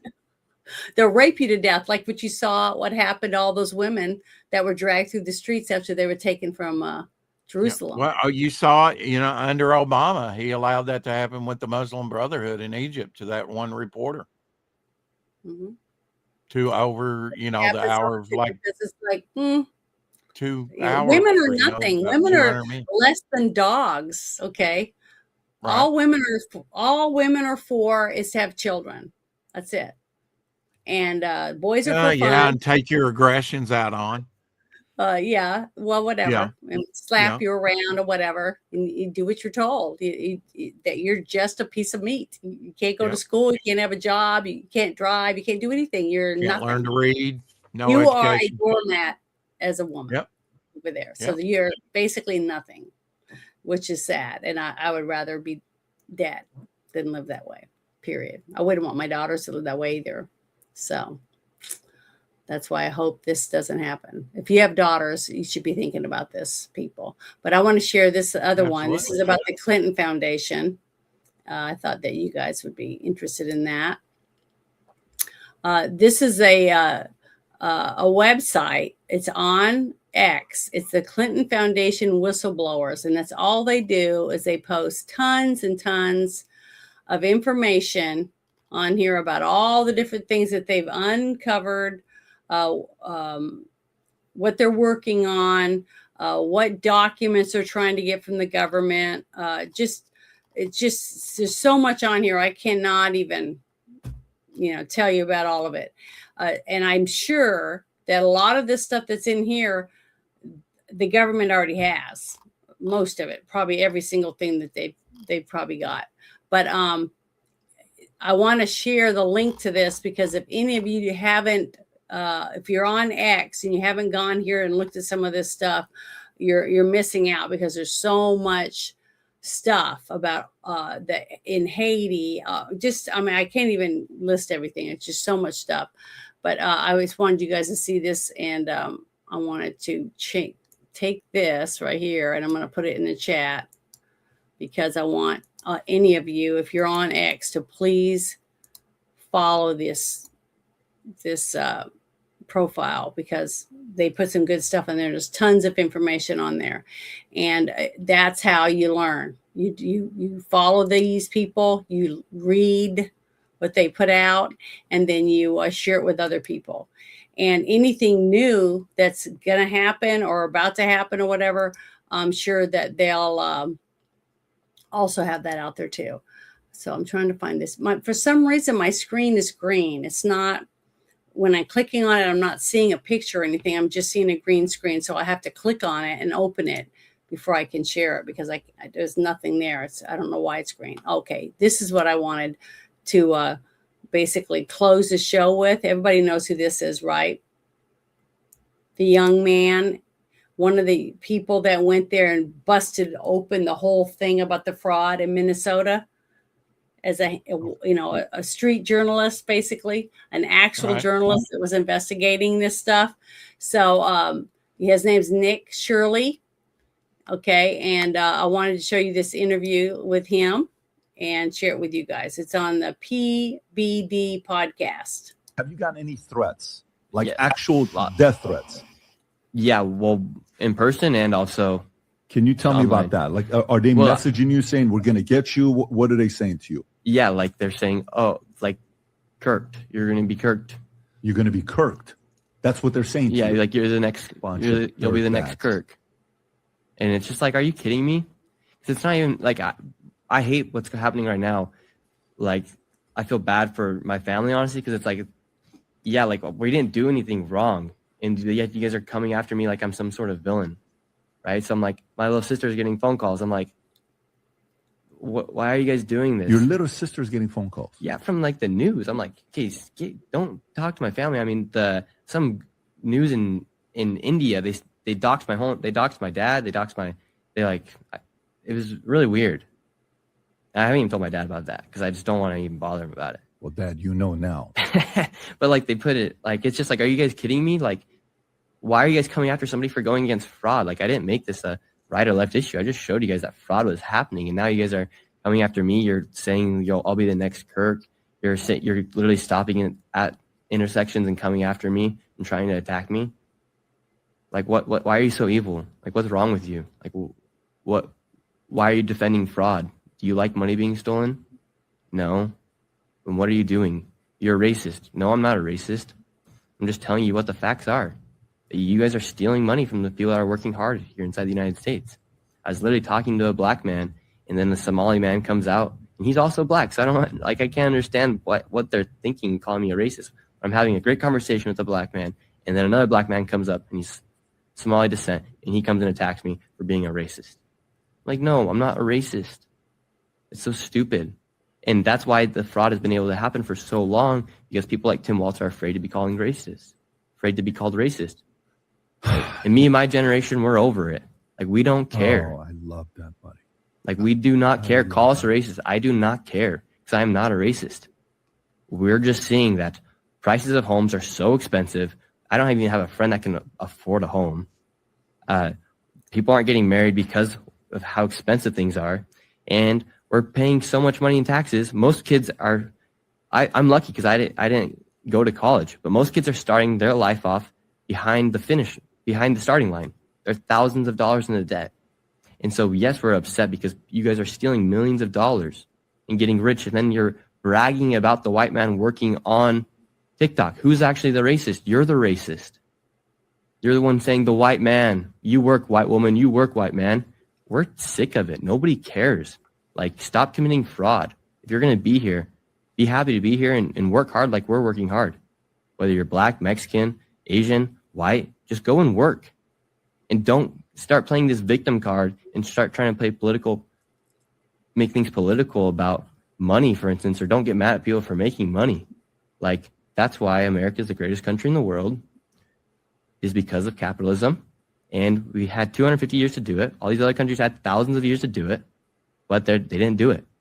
That's why we have to protect what's ours.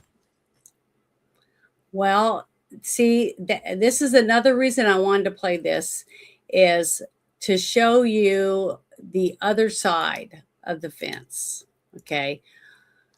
You have a young man that wants to one day have what we have, which is you find someone, you get married, you start having a family, you have a home, you love each other, and you're trying to have the American dream.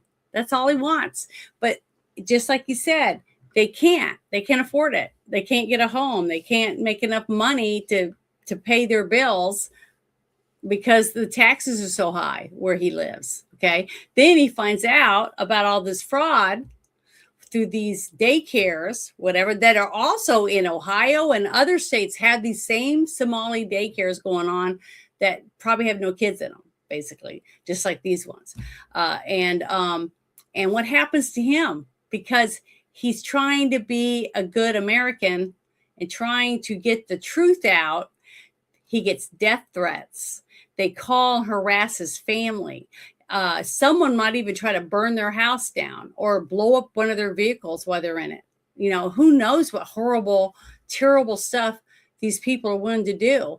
But what's sad is, even worse, is the fact that these are other taxpayers that are calling him and his family a bunch of racists that don't know anything about this guy. And they go to work every day, and some of their money is coming out of their check to pay for these frauds, all the fraud that's going on. But they're still going to stand up there and go, "Yeah, racist," or "You hate people because they're not your religion." Whatever their dumb idea of a reason is, they're brainwashed into thinking that he's the bad guy because he's trying to stop criminal enterprise. It's just ridiculous. I get death threats all the time. I get so much hate on my channel, and I'm not even paid. I don't make a dime off of it. On Mother's Day, I had a message on there that said, "Happy Mother's Day, Janet. It's a shame I can't understand a word you say with Trump's dick in your mouth." That's the kind of stuff I get. Okay. When all I'm trying to do is help people, and maybe make them laugh with some dumb video or whatever. But my shows, I try to share information, factual stuff, like this actual interview comes from his mouth, what he's saying himself, but people hate me because of it. Because I'm not in the right religion, or my hair color is not right, because I'm not a blonde. I mean, I don't know. I have no idea. They just automatically hate me because You're of a something. woman. You're a woman. Whatever it is. Well, they hate anybody with a countering view, because 90% of these people, they don't have the ability to think critically. So whatever they're told, by their overlords, that's what they chirp along to. And I've talked about it before. I mean, we see that rampant on both sides of the fence anymore, because you've seen some of these people, like, even the ones that claim they're for good and they're for right, and they will just make up shit just to try to make their point seem more valid. And that because what you do moderation for Twitter, so you see some of the nonsense that gets pushed on there, but people don't have that ability to do any kind of critical thinking, to look up these things for themselves, to do a little bit of research. It doesn't usually take that much time, especially with all the information you got at the end of your fingertips anymore, with the powerful freaking computing that's in a damn phone, where you could look all this stuff up. They don't want to do it, and they just want to believe whatever they're told.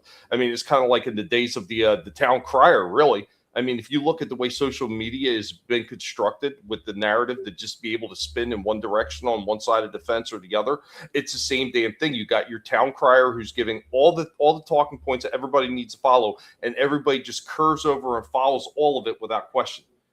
I get into a lot of shit with people, Janet, because I see things right where I see them, and it doesn't deviate.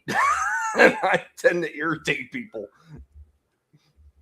I know I don't know. I can't believe that I'm even shocked anymore, honestly, but I am. I'm still, what the, I just don't understand. I guess I'm not meant to. I don't know. I just think it's ridiculous that anyone wants to live under socialism or communism. But have any of you guys makes you smarter than the people that do? I was trying to find the video. I thought I had it posted, but I went through all of them. I was trying to check them all, and it's actually him being sworn in. Oh, I guess that was the one I was playing, and I stopped it beforehand, where he says, when he says it on the video, he says, "You voted for a democratic socialist, and that's what you have," like that, and he's proud of it. So remember this, though. Socialist is a person that wants everything that you have except your job. They want to take your home. They want to take everything that you've worked hard for, because you shouldn't have anything nicer than the person next to you. We should all have nothing and be happy. You know what I think is the funniest thing, too, is when you get these people that are activists like that, and they're socialists and everything, and they're like, oh, well, socialism, communism are two different things. No, they're really one and the same, because you can't have communism without socialism. You look at the old USSR. What did that stand for? The United Soviet Socialist Republic. Yep. Bum. Oh, I know. It's just eyes wide shut. People just don't know. They don't realize. But I was going to show this. I took a piece of bacon, and you make it a ribbon shaped. And I said, it's a cure. It says, share this ribbon to help cure Islam. So if I could make a rubber piece of bacon pins, that's what I would do. Just like what I would sell them on my channel, in my store. I would sell them. I think that would be a great something to buy. And I think I'm going to do that. I'm going to figure out a way to make that. And that's one of the first things I'm going to sell in my store. I wonder if I'd be allowed to do that or not. You think I would? You think you two would get me say, no, you can't have that? Who knows anymore what their ridiculous rules? But just remember, every Halloween, make sure you have a big giant bacon costume you walk around in. I don't know. I just think it's terrible, but that's the kind of stuff that I would want to sell. And once I made a certain amount of money, I would donate it, like to the veterans. Definitely something to do with the military, because I'm a huge supporter of veterans. But I just think it's great. This is a ribbon, and I believe let's cure Islam with this fake. But remember, I was saying earlier about this Asian guy. He's Asian. You look at him, but when he speaks, he's got a British accent, which is it's just really neat.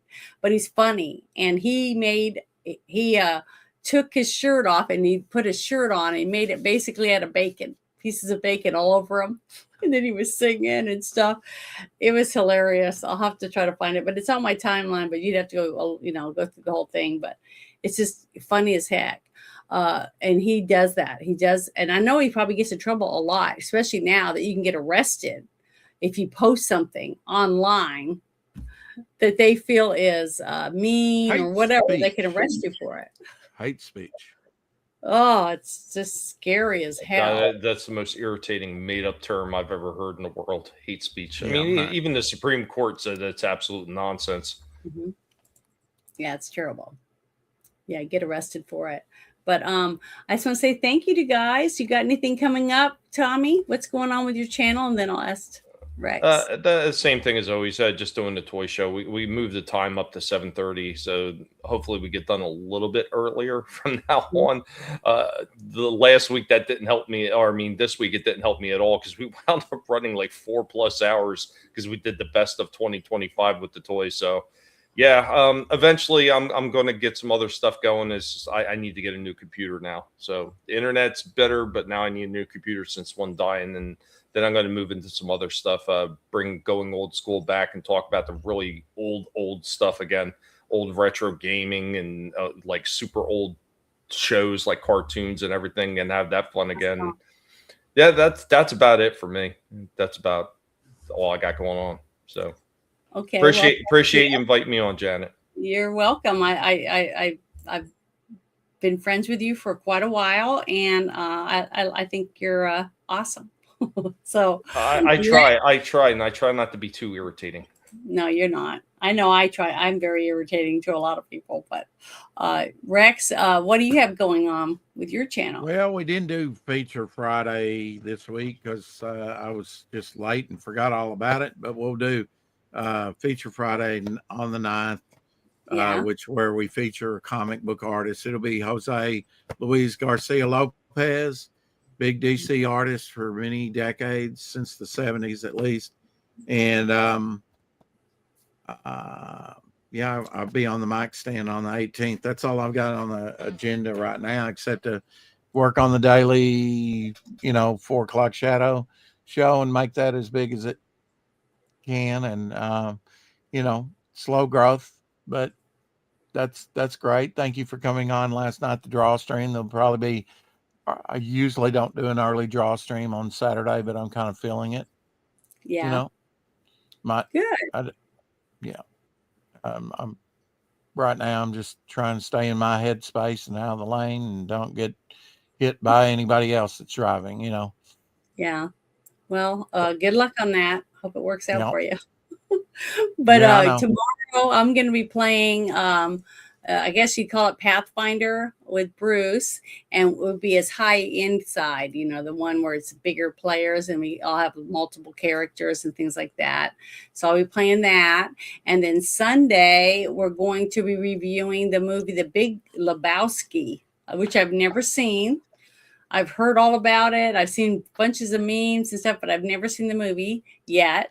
And we usually come to my Discord at 12:30 Central Time, and we'll watch the movie. And then we have like a short discussion about it with whoever's in there that we watch the movie with us, and then we'll go live and talk about the movie.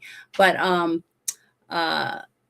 after that, I don't really know what's going on for sure because I have to make a couple of phone calls to the courthouse in Little Rock. And each time I call to see whether or not I've been picked to go in to be interviewed for a jury. So if I get a jury, I'm sure I won't be streaming at all or doing anything because I'll be busy at the courthouse for a federal thing. So I'll let you guys know. I'll keep you updated or whatever. I'll post it in my posts area on my channel, and to keep people updated on what's going on. But as of this month of January, that is what my number one priority is going to be. Janet, Big Lebowski, a very good movie. But may I suggest, do not, and I implore you, do not let anybody talk you into watching the sequel, The Jesus Rolls. It is absolutely horrible. Okay, well, I haven't seen this one yet, and I'm excited about it because the last couple movies that I got to watch that I'd never seen, I was surprised how good they were. So, and I really do like watching new stuff, and it's really good to watch it with other people that haven't watched it. and a few that have, and then we get to interact and talk about what we liked, what we did, and things like that. It's fun. I really enjoy it. I look forward to it every week. I told Bruce, I go, we'll never run out of movies because there's always gonna be bad movies. You know what I mean? And Bruce, he just loves bad movies. A few of them I watch and I'm like, oh, it's terrible. I left on my vacation last year when Bruce brought up that he wanted to watch Hundreds of Beavers. Have you guys seen that movie? I had never heard of it. No. I had never heard of it. And he showed the trailer and I was like, oh my God, it was terrible. So I told him, well, I'm going on vacation in 2 weeks on my trip because I was going to go babysit 2 beagles for a friend of mine so she could go to Norway to visit her relatives. So I said, well, I'm doing that. You guys, you pick a couple of your friends and you guys watch that movie and do a review because I was like, I didn't want to watch it. So I'm thankful. Thank you for not making me watch that movie. But I'm sure that I'm going to end up watching some really bad ones that I don't really want to. Because he made me watch FDR, American Badass or whatever. Have you seen that? It was a really bad. No. I mean, it's just a really bad movie, and it was horrible. So I've seen some really bad movies thanks to Bruce. But the movie selection have been so bad for me lately that I've gone back onto Tubi and I'm watching older shows again, like Thundar the Barbarian that I used to watch when I was a kid, and watching Forged in Fire again because it's just nothing better to watch. yeah, I got to watch the Star Trek series that I think it was like 7 or 8 episodes that went from the last episode of Star Trek, the original series, to the first movie. They like filmed, it was called Star Trek Continues. Yeah, Star Trek Continues. Oh my God, I loved it. I even cried on a couple of episodes because it was so good. Here's a funny one you might find slightly interesting. So we were sitting there when Wes Moody used to do those all the time. He used to run them and talk about them. Mhm. And one time, lo and behold, I'm blanking on his name now. The dude that played Kirk, he actually showed up in the chat, and I was talking to him in the chat, and wound up inviting him up on the panel. I told Wes, I said, I think this is really the guy, and we actually had a conversation with him for a little while. Awesome. How lucky are you guys? William They did a Shatner? Is that who you're job. thinking? No, the guy who was Actor playing from him in Star Trek Continues. Oh, Pines. Wink. No, his name, it's not Pines either. It's someone, I can't remember what his name is, but he was in the There it is. Hardwick got it. Vic Mignogna. Yeah. Vic Mignogna. It was a fan-made Star Trek. Oh, because yeah. I love him. Yeah. yeah, they did a good job. They were so good. 10 But you episodes. could tell yeah. they loved the series. They loved the original series, and it came out of them, while they were doing their parts on the series. It was just so good. I just loved it. I've told everybody, you guys got to watch it. It's so good if you like Star Trek. So yeah, it was definitely worth to get to watch that. So that was nice. One show that I would love to do if I can get somebody who wants to watch starting the very first episode all the way through once a week. I'm thinking about maybe it be Tuesday or Wednesday night. I want to do a Futurama. It's one of my favorite shows. And if somebody wants to do a Futurama reviews with me or whatever, I would love it if somebody wants to do that. So send me a DM or whatever and let me know if you're interested on a Tuesday or Wednesday night, Central Time for me. It would be the best. But it would just be fun. And I would like to dive in deep, about the writers and the cartooning, everything it took to make the episode each time. I think it would be a lot of fun. So just let me know. Cool. That's one thing. Thanks, Tank. Yeah, they do that a lot. They've done it to me quite a few times, unsub me from channels. Yeah, I've been trying to convince some of those guys. They go through some of the older series and everything. And 2 of my favorite series was Night Court and Barney Miller.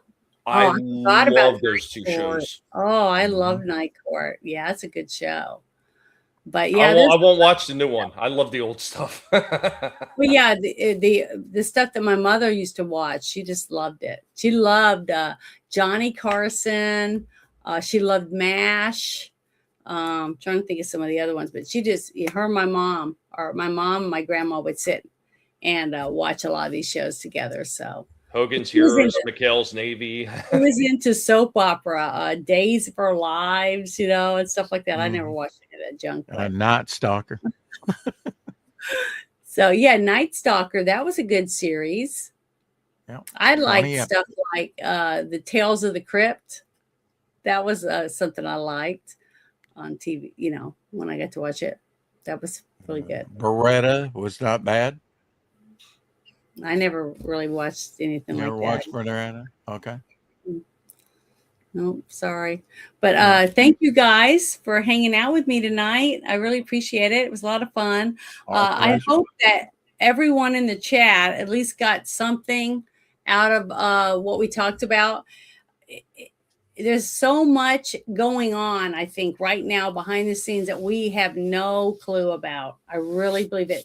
The little bits of stuff that we get spewed out here and there is just the scratch in the surface. I really do believe that. I don't know why, but I'm really getting my palms are starting to sweat thinking about what's about to happen. And I don't know. I just hope it's good for us on our side, not their side, really. I mean, this is how I felt right before they arrested Trump.